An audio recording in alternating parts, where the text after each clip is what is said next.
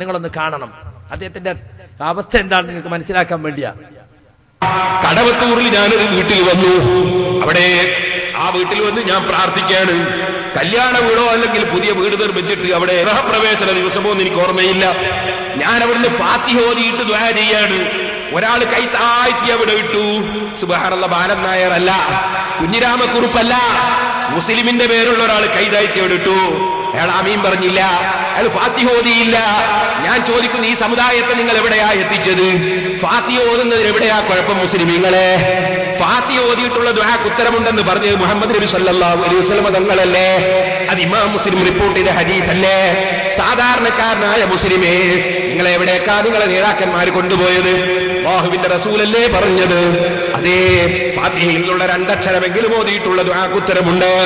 ദുആക്ക് ഉത്തരം കിട്ടാനല്ലേ സൂറത്തുൽ ഫാത്തിഹ? ഇമാം മുസ്ലിം റിപ്പോർട്ട് ചെയ്ത ഹദീസ് അല്ലേ അത്? എന്നിട്ട് പിന്നെയും നിങ്ങൾ നോക്കൂ, എന്നിട്ട് ഞാൻ ആരോടാ ദുആ ചെയ്തത്? അല്ലാഹുമ്മ എന്ന് പറഞ്ഞ് ഞാൻ അല്ലാഹുവോടല്ലേ ദുആ ചെയ്യുന്നത്?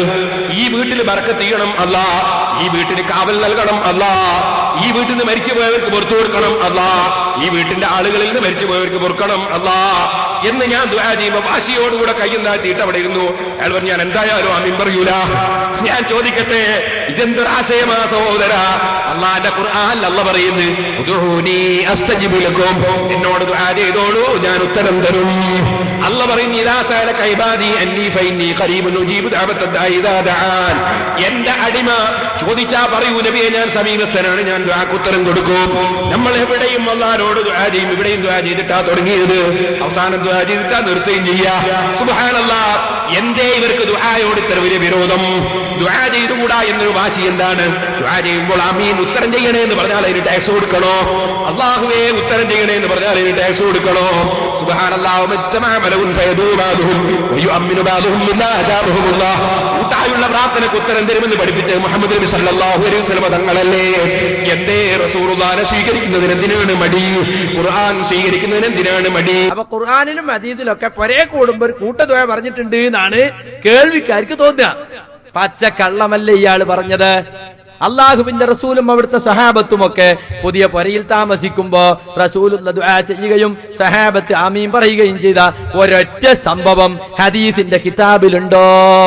ഹദീസിന്റെ കിതാബിൽ അങ്ങനെ ഉണ്ടെന്ന് നിങ്ങൾ തെളിയിച്ചു കൊടുത്താൽ മുജാഹിദീങ്ങൾ നിങ്ങള് എല്ലാ കൂട്ടുദുആക്കും ആമീൻ പറയുമെന്ന് വിചാരിക്കണ്ട.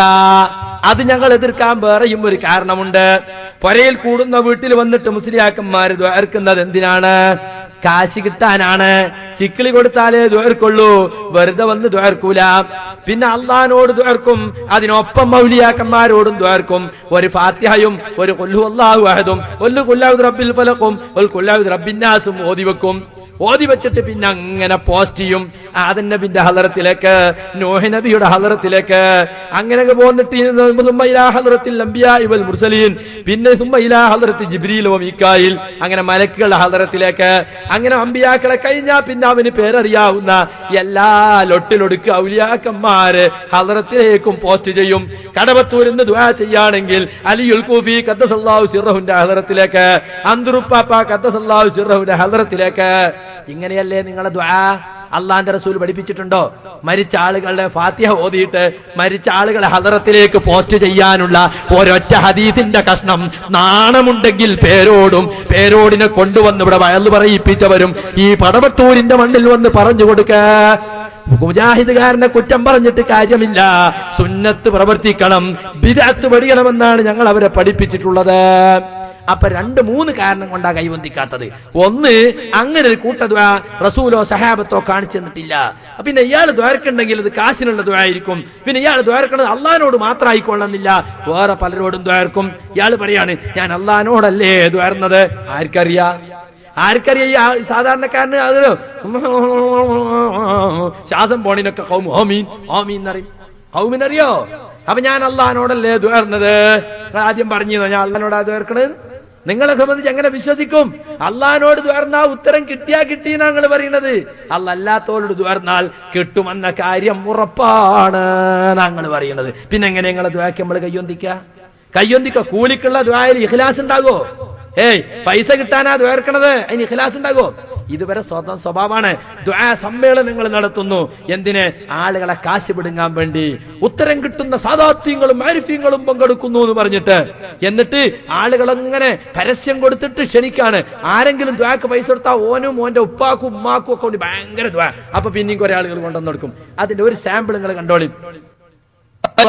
അങ്ങനത്തെ ഒരു കൽബിന്റെ ഉടമയാകാൻ ആഗ്രഹിച്ചുകൊണ്ട് ഒരു 5000 പറയാൻ പറ്റിയോടെ പറഞ്ഞോളി, നമുക്ക് ദ്വാരം കൊടുക്കാലോ.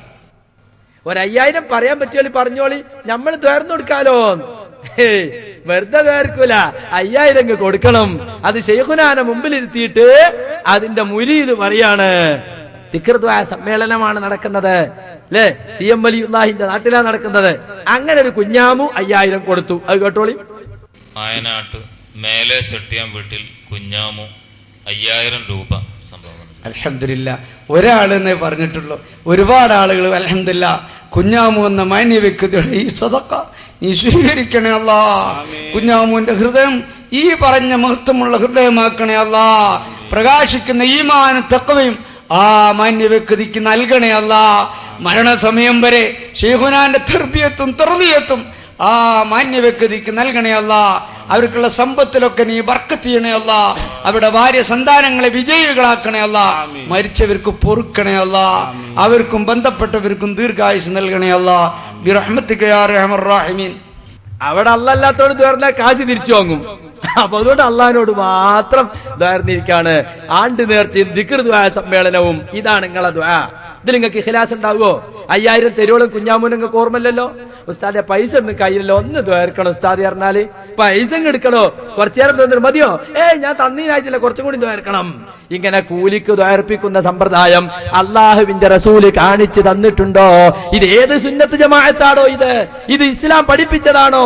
റസൂലുള്ളാഹി സ്വല്ലല്ലാഹു അലൈഹി വസല്ലമക്ക് കാശ് കൊടുത്ത് സഹാബത്ത് ദുആ ചെയ്യിച്ച ഒരു സംഭവം, അല്ലെങ്കിൽ സഹാബത്തിന് കാശ് കൊടുത്തിട്ട് താബിഈങ്ങൾ ദുആ ചെയ്യിപ്പിച്ച ഒരു സംഭവം നിങ്ങൾക്ക് തെളിയിക്കാൻ സാധിക്കോ?